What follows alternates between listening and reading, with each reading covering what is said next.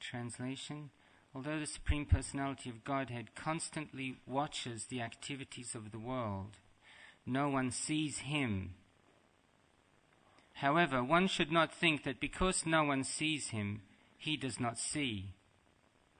For his power to see is never diminished. Therefore, everyone should worship the Supersoul, who always stays with the individual soul as a friend. Please repeat. Although the Supreme Personality of Godhead constantly watches the activities of the world, no one sees him.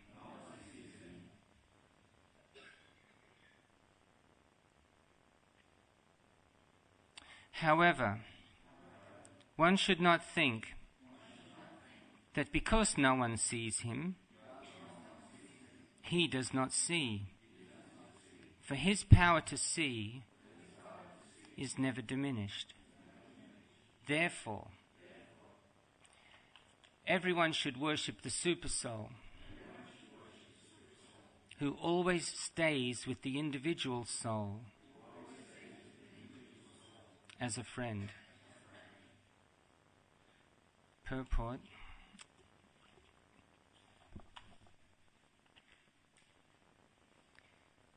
Offering prayers to Krishna, Srimati Kunti Devi, the mother of the Pandavas, said, Alaksham sarvabhutanam antarbahir avastitam. Krishna, you reside both inside and outside of everything. Yet the unintelligent conditioned souls cannot see you.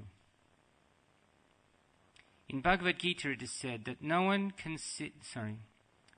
it is said that one can see the Supreme Personality of Godhead through Jnana Chakshush, eyes of knowledge. He who opens these eyes of knowledge is called a spiritual master. Thus we offer our prayers to the spiritual master with the following shloka. Om Jnana Timirandasya Jnananjana Shalakaya Chakshur Unmilitam Yena Tasmai Shri Gurave Namaha. I offer my respectful obeisances unto my spiritual master, who with the torchlight of knowledge has opened my eyes, which were blinded by the darkness of ignorance. Gautamiya Tantra. The Guru's task is to open the disciple's eyes of knowledge. When the disciple is awakened from ignorance to knowledge, he can see the Supreme Personality of Godhead everywhere, because the Lord actually is everywhere. Andantarasta paramanu chayantarastam. The Lord resides within this universe. He resides within the hearts of all living entities, and he resides even within the atom. Because we lack perfect knowledge, we cannot see God.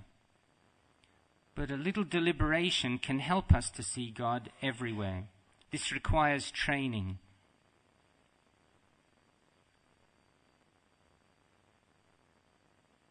With a little deliberation, even the most degraded person can perceive the presence of God.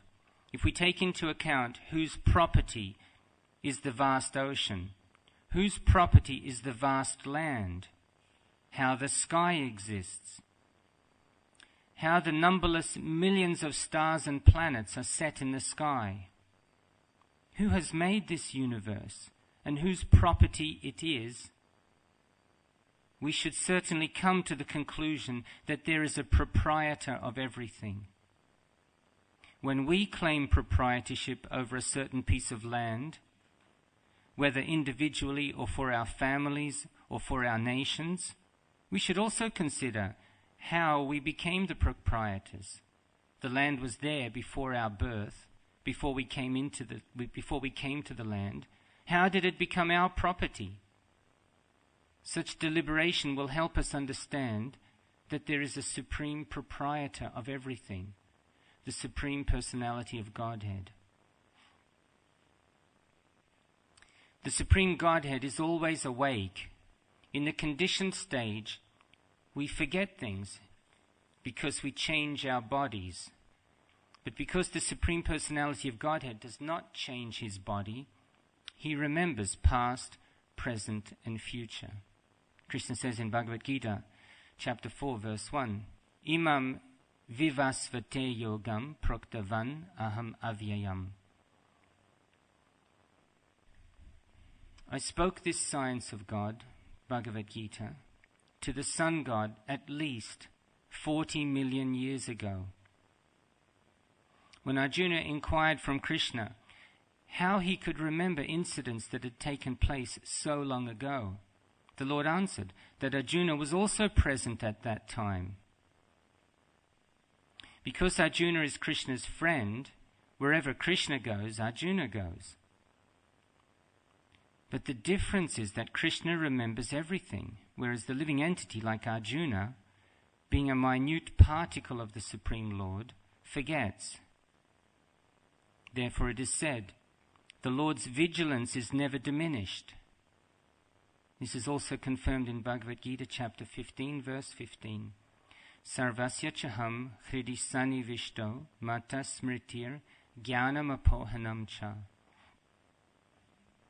The Supreme Personality of Godhead in his Paramatma feature is always present within the hearts of all living entities, and from him come memory, knowledge, and forgetfulness. This is also indicated in this verse by the word Suparnam, which means friend. In the Svetashvatara Upanishad 4:6, it is therefore said, Dva Suparna Sayuja Sakhaya Samanam Vriksham Parishashvajate. Two birds are sitting on the same tree as friends. One bird is eating the fruit of the tree, and the other is simply observing. This observing bird is always present as a friend to the eating bird, and giving him remembrance of things he wanted to do. Thus, if we take into account the Supreme Personality of Godhead in our daily affairs, we can see him, or at least perceive his presence everywhere.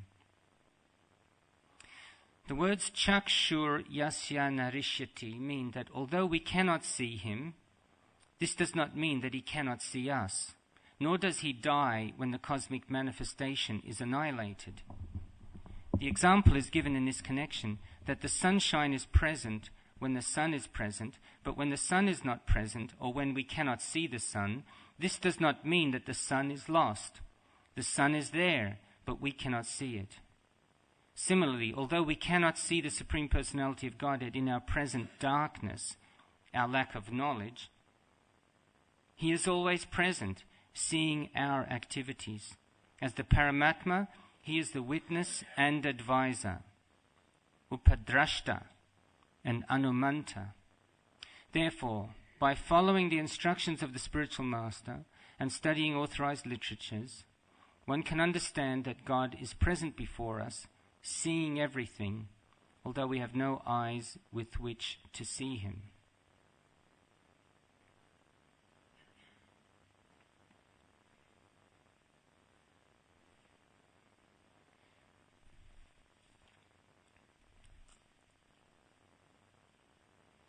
Yam pashyati na pashyantam chakshur yasya narishyati tam bhutani layam devam suparnam upadavata. Although the Supreme Personality of God constantly watches the activities of the world, no one sees him. However, one should not think that because no one sees him, he does not see, for his power to see is never diminished. Therefore, everyone should worship the Super Soul, who always stays with the individual soul as a friend.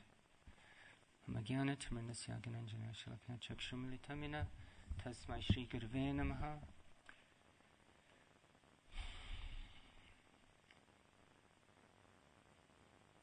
Namo Vishnupadaya Krishnapstai Bhutale Shrimate Shivaram Swamanita Namane. Namo Vishnupadaya Krishnapstai Bhutale Shrimate Bhaktivedanta Swamanita Namane. Namaste Saraswati Devi Gaurvani Pracharne Nirvishesha Shunyavadi Pashkachadishtarne. Mukham karoti vachalam pangam langaite girim yatkripatamaham vande Shri Gurundinatarnam. Narayanam namaskritya naram chava narottamam devim sarasvatim vyasam tato jayamadhirayat. Vande Shri Krishna Chaitanya Nityananda Sahodata Godadaya Prishpanvanta Chitra Shando Tamonudo. Offer my humble obeisances unto Lord Chaitanya and Lord Nityananda, who have risen simultaneously over the horizon of Gaudadesh, just like the sun and the moon, to dissipate the darkness of ignorance and to wonderfully bestow benediction upon all.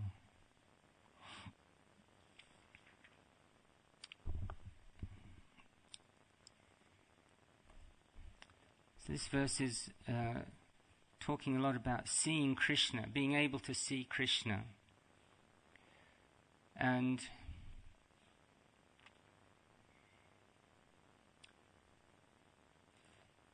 there's a science to seeing Krishna.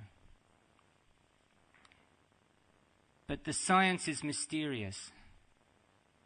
It's not just a matter of crunching numbers and then hitting the button and then coming to a conclusion and then, okay, now we have our evidence. In the Bhagavad Gita, Krishna's telling Arjuna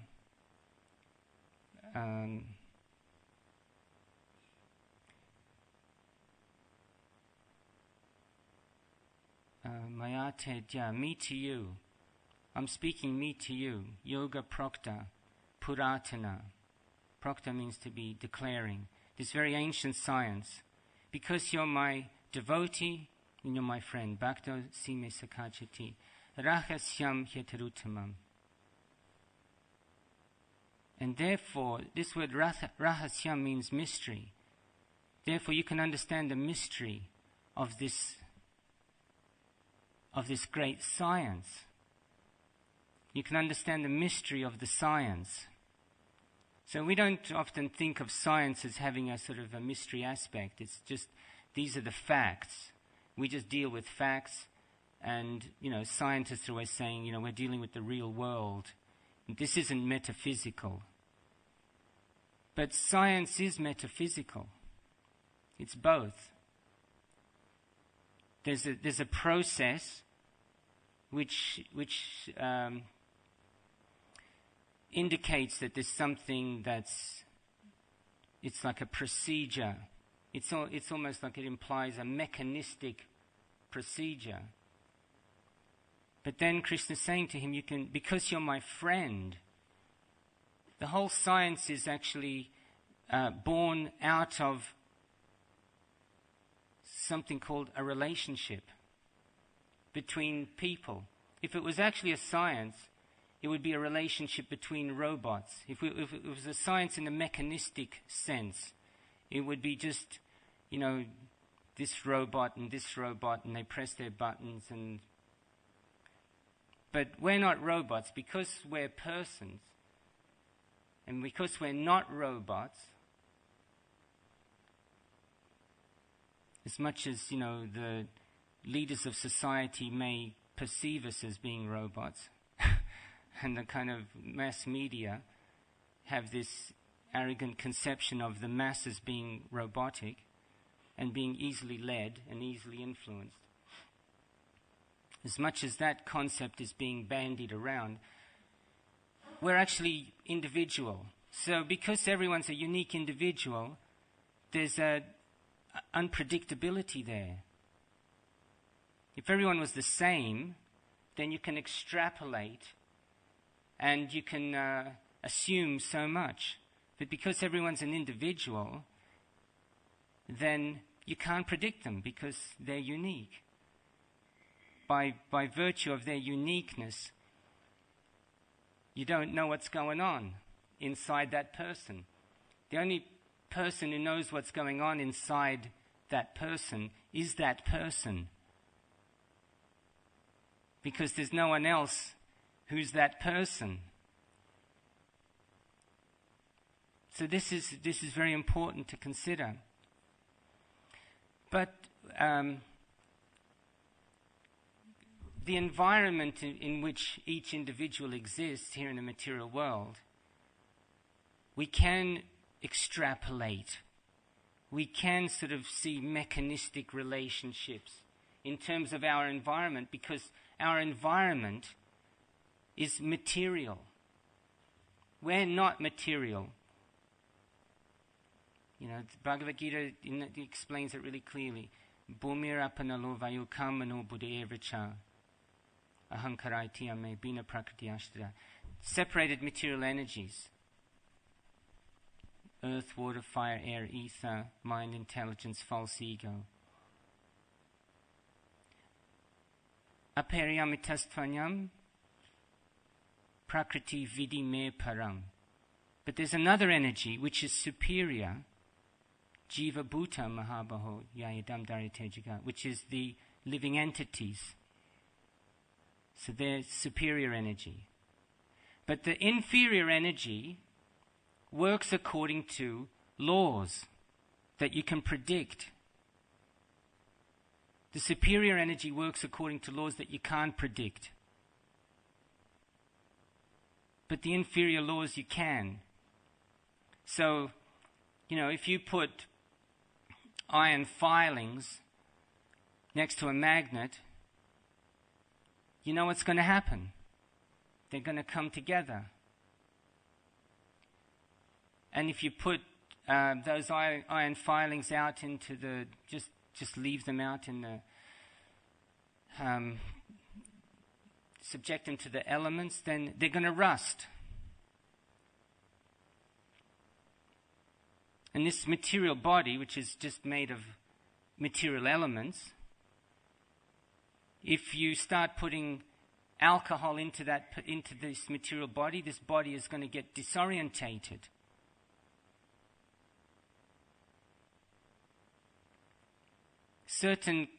Krishna's created the laws of cause and effect. So this unpredictable element, this unique spiritual superior energy that's within this body, comes in contact with this material energy and becomes conditioned. Hare Krishna. Sattvam Rajas Tamaiti.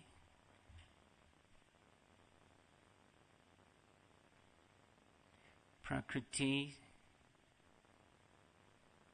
I can't remember that verse now, but it just states that this material energy is made of the three material elements, three material modes, goodness, passion, and ignorance. When the eternal living entity comes in contact with these modes, that living entity becomes conditioned. Of course, unless that living entity is a pure devotee and is fixed in there and is connected to Krishna and completely fixed and secure in that connection, then that person doesn't become influenced by the material energy. But otherwise, we become covered. The soul becomes covered. And then the soul does become robotic in terms of, you know, its identification with the material elements. The material elements are just totally at the whim of the modes of material nature. So you can kind of predict what someone's going to do if they're in material consciousness. You know, if they're in material consciousness, they're identifying with themselves as the body. Then just like when you put the iron filings next to the magnet, there's an attraction. So similarly, when someone's identifying with this material body, you put this material body next to, you know, this male material body next to a female material body, and you're going to get attraction. That doesn't necessarily have to be like that. And it depends on, you know, what scientific process you're following. If you're following the scientific process of becoming self-realized as pure spirit soul servant of Krishna, then that doesn't have to happen. But if you're following the process of becoming more and more conditioned by the material energy, then that's going to happen. It just has to happen.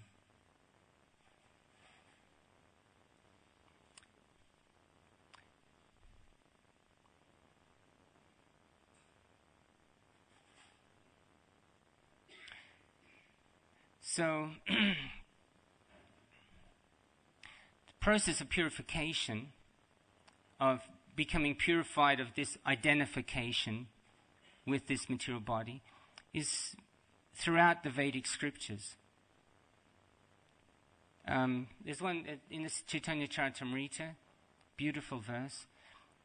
Nitya Siddha Krishna Prema Sadhya Kabunoi Shravanadi Shuddha Chitte Kariye Udoy. That this pure spiritual identity is there all the time, but it does get covered. But by the process, Shravanadi Shuddha Chitte, by the process of hearing about Krishna, it says the soul naturally awakens. The soul naturally awakens. And other places it says it doesn't have to be just hearing. There's one verse in the Bhagavatam that says Yat Kirtanam, Yat Shravanam, Yat Ikshanam, which means by glorifying Krishna, remembering Krishna, and by just having the audience of Krishna,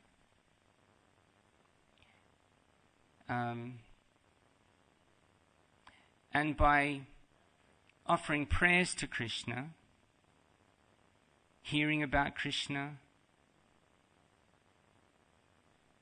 and worshipping Krishna. By all these activities we become purified. The Bhagavad Gita says, Sarva Pyeti Yagya Vido. Those who know this become freed from all their sinful reactions. And having tasted, it says, having tasted the nectar of the fruits of sacrifice, having tasted the nectar of actually becoming free from the domination of the modes of material nature, tasting that, they proceed to the supreme eternal atmosphere. And, Bhagavad Gita says also that Vitaragbayo kradam manmayama upasritaha bahavo gyana tapasa putamad bhavamag agataha, being freed from attachment, fear and anger, being absorbed in me. Many, many persons in the past became purified by knowledge of me, and thus they all attained transcendental love for me. It's really only in that state of love that the full freedom exists, where it says being freed from attachment, fear and anger. Because these are the things that cover the soul. Attachment, fear and anger. Other places it says lust, anger, greed. Every sane person must give these up. Other places it says attachment and aversion. These are the stumbling blocks. Attachment and aversion. The attachment and aversion are just as bad as each other, because if you're attached, that turns into aversion. And if you're into aversion, that will turn into attachment. You just simply bounce back and forth. Shri Shri Radha Gokula Nanda ki jai, Sitaram Lakshman Hanuman ki jai, Shri Shri Dayal Nitai ki jai.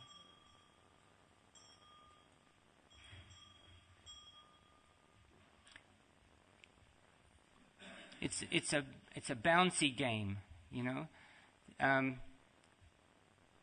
Attachment and aversion. Otherwise it can be put as boga tyag. People get into this whole enjoyment, unrestrained, and then they become disgusted with themselves. They become degraded, humiliated, embarrassed.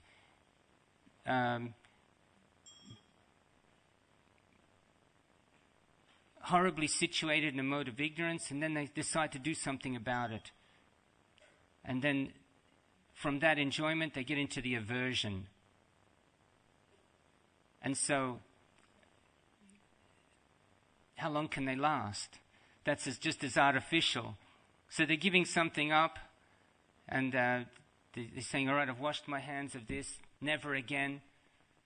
But gradually it sort of creeps back into the mind, the thought of enjoying again, and the whole process of, rationalizing, and then they bounce back to trying to enjoy again.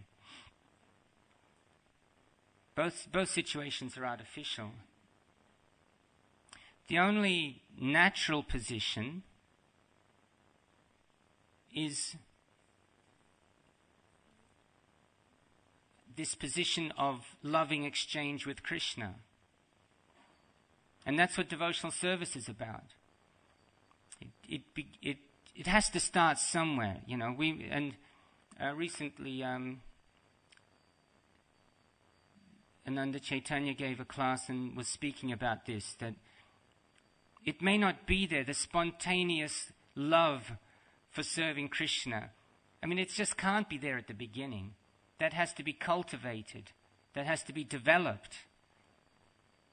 And it has to start somewhere. So it starts on the platform of Vaidhi sadhana, bhakti. This Vaidhi platform. It's just following the rules and regulations. Diligently, sincerely. Of course, if you've got, if you've had a sort of very pious previous life, it may automatically be there. But if you haven't got that samskar from a previous life, then you just have to simply apply yourself. But the beautiful thing about sadhana is that it goes from Vaidhi to Raganuga. It goes from just simply working hard at it and being very deliberate to the point where it becomes spontaneous and very fluent.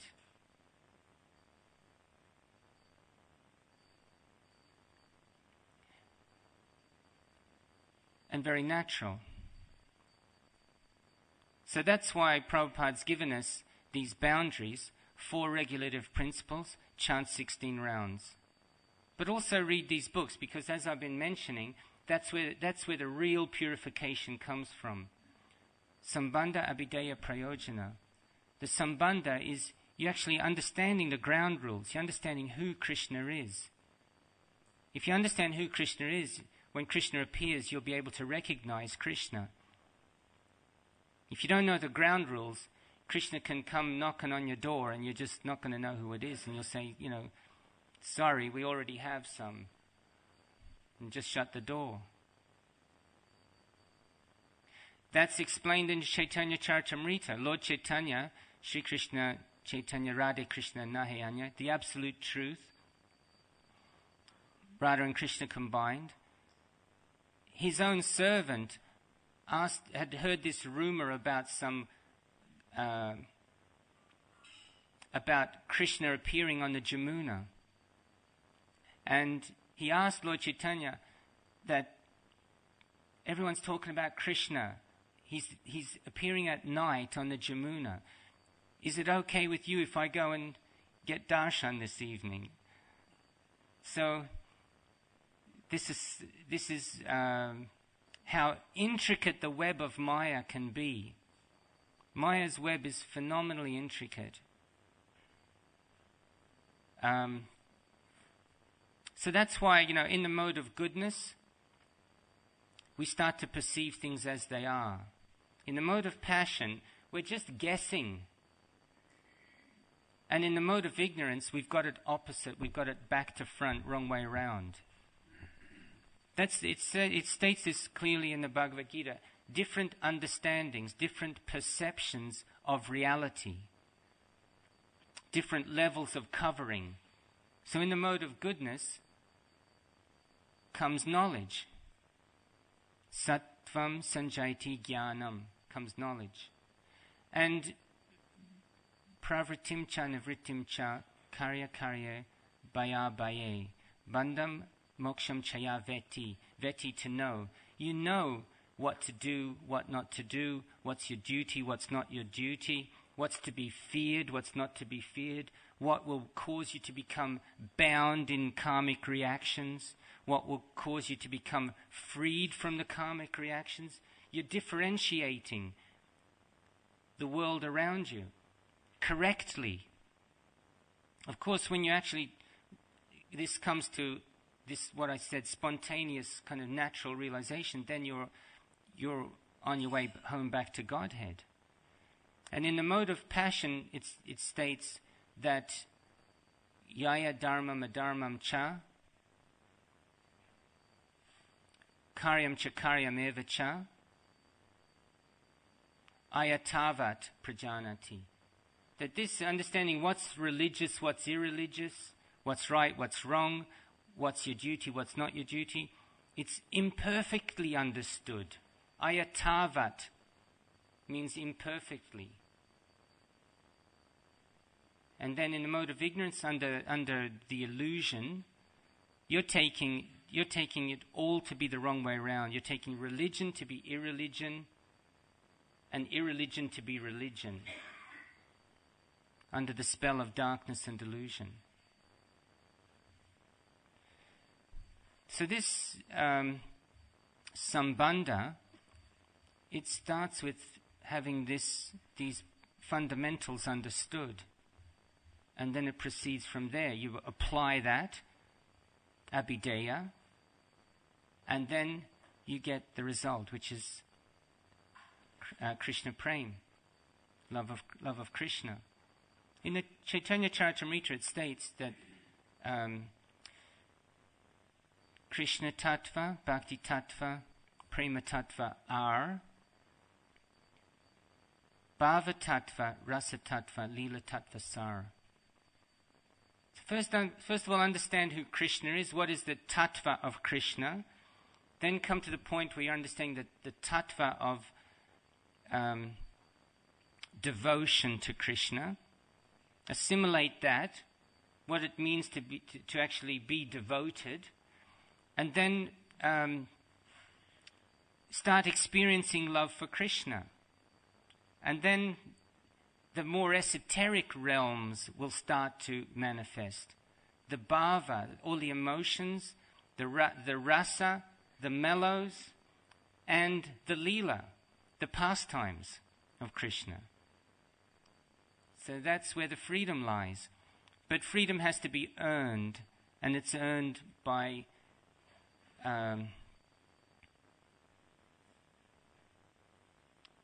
surrendering on all levels.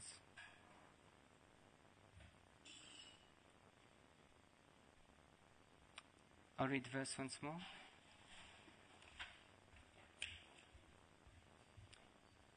Although the Supreme Personality of Godhead constantly watches the activities of the world, no one sees him.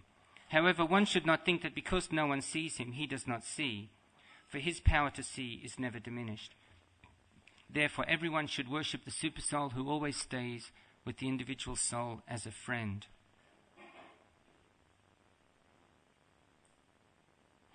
One last point, and then I have questions. This last line is very interesting. The Supersoul always stays with the individual soul as friend. And it's spoken in the purport about the two birds sitting on the same tree. One bird is eating the fruit of the tree, the other is simply observing. The other bird is the Supersoul who is observing. This observing bird is always present as a friend. The eating bird, he is giving the eating bird remembrance. The point, one of the points to take from this is that the bird is eating the fruits, is absorbed in its own sense gratification. And for us, as long as we're absorbed in our own sense gratification, or in our own ego gratification, because of that absorption, we can't see the observing bird. We can't see that other entity who's our friend. And therefore, we can't communicate to that person, can't cultivate our relationship with that person. We're ignoring that person. We're ignoring Krishna. because of our own absorption in our own agenda. So that's why we have to practice renunciation along with the knowledge. Knowledge and renunciation both are the two tracks upon which the train going back to Godhead is running. If the bird stops eating the fruit for a minute and just becomes a little introspective, a little thoughtful, there's no doubt that that bird will notice the other bird in the tree. It's just got to happen. And if we also become introspective, thoughtful, we'll start to become more and more aware of Krishna. And in the Bhagavad Gita, where it says, what is knowledge? It says, it gives the items of knowledge, 3 or 4 verses. This is what constitutes knowledge. And it says, whatever's not in this list is ignorance. And the last 2 items on that list is to understand the importance of self-realization and to philosophically search for the absolute truth. Philosophically, that means, scientifically search for the absolute truth. But as I began the class, understand that this is a science of a relationship. It's not a science of this material element with this material element. It's a science of this soul, which is the part and parcel of Krishna, and this soul, who is the absolute truth.